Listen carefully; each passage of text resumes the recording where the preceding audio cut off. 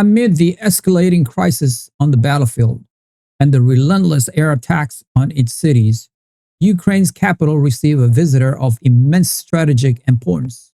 Lieutenant General Kellogg, a key national security figure and a trusted advisor to President Donald Trump, arrived in Kiev on a quiet, unannounced visit. This was not a standard diplomatic courtesy call. It was a high-stake fact-finding mission, representing the first direct high-level engagement between the new American administration and the Ukrainian leadership since the immense intensification of the war. The purpose of General Kellogg's presence was clear to all observers: to cut through the fog of war and official statements to get a raw, unvarnished assessment of Ukraine's true condition. His findings are expected to heavily influence the future of American policy and the level of support Kiev can expect to receive. The visit comes at a moment of profound uncertainty for Ukraine regarding its most powerful partner. The Trump administration has signaled a significant shift in foreign policy, moving away from long-term open-ended commitments toward a more transactional and results-focused approach.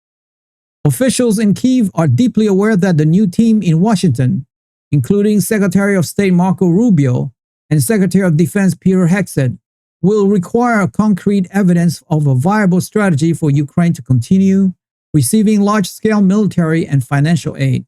General Kellogg, with his extensive military background and his direct line to the president, was sent to determine if such a strategy exists or if Ukraine is on a path to collapse.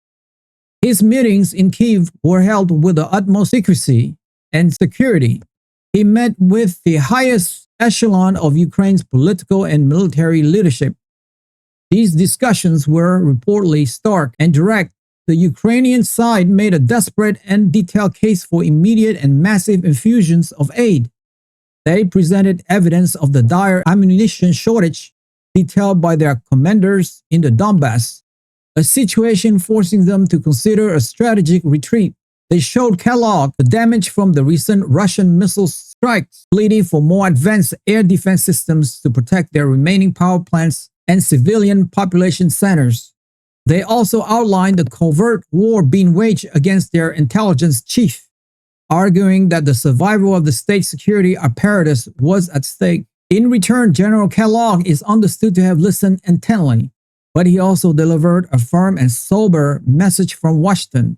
The new administration, he conveyed, is not interested in funding a perpetual stalemate.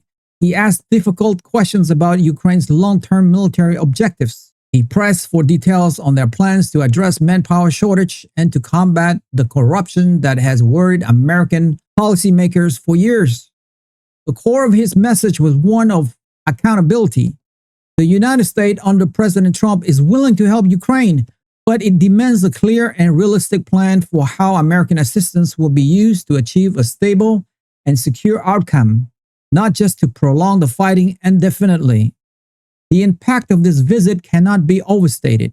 It represents a critical juncture in the war. General Kellogg's personal report to President Trump will shape American perceptions of the conflict's trajectory. If he reports that the Ukrainian leadership is resilient, has a credible plan, and can use American aid effectively, it could unlock a new phase of support. If, however, his assessment is that the situation is hopeless, or that Ukrainian leadership is not being realistic about its prospect, it could lead to a significant reduction in aid, a move that would force Kiev to make even more difficult choices. For the government in Kiev, everything rested on convincing this one man that their fight was not only just, but winnable. Many of my listeners, like 70%, haven't subscribed to my YouTube channel, and so many of you don't even know that you haven't subscribed. And that is actually what makes the show going. It's almost like you're making a donation to the show. So that's why I ask again and again, because it enables us to grow and grow and grow. And we're going for the long haul here. And listen, if this is your first time listening to So Kane Rich, you don't have to subscribe. You guys, your first one's on me. But if you have watched this show before, it's like you're a freeloader now. So all I would ask you is, if you have seen this show before and you like it, help me, help my team here. Hit that subscribe and like button now and we will continue to build the show for you. That I swear. Thank you to all of you guys who have subscribed. It means a lot to me. Thank you so much. That's all for me for today. I will see you soon. Bye for now.